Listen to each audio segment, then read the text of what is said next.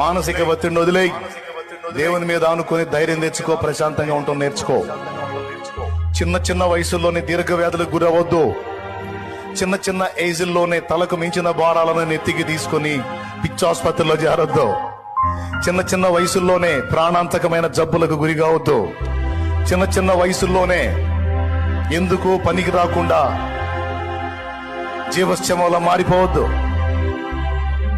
వద్దు వద్దు వద్దు వద్దు వద్దు. ఏసయ్య పాదాలు ఉన్నాయి, ఏసయ్య సన్నిధి ఉంది. ఏసయ్య నీకు సమాధానం ఇచ్చే దేవుడు. నీ ప్రతి భారం ఆయన మీద మోపమని పిలిచిన దేవుడు. ప్రయాసపడి భారము మోయిచున్న సమస్త జనులారా నా యొద్దకు రండి.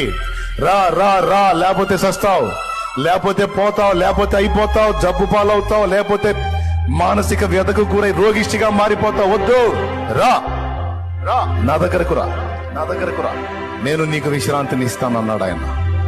నా యుద్ధకు వచ్చి నా కాడి మీ మీద ఎత్తుకొని నా యుద్ధం నేర్చుకున్నాడు, అప్పుడు మీ ప్రాణములకు విశ్రాంతి కలుగును. నేను సాత్వికుడును, దీన మనస్సు గలవాడును, రమ్మని నా దేవుడు పిలిచాడు. నువ్వు చిన్న చిన్న వయసు, ఇదేం పెద్ద వయసు, నువ్వు అప్పుడే ఎందుకంత ఒత్తిడికి గురవుతున్నావు? ఏదో అయిపోతున్నట్టు ఎందుకు నువ్వు ఫీల్ అయిపోతున్నావు? ఒకటి పోయింది, పోతే ఇంకా లేదా దిక్కు? 14 ఇస్తాడు నా దేవుడు.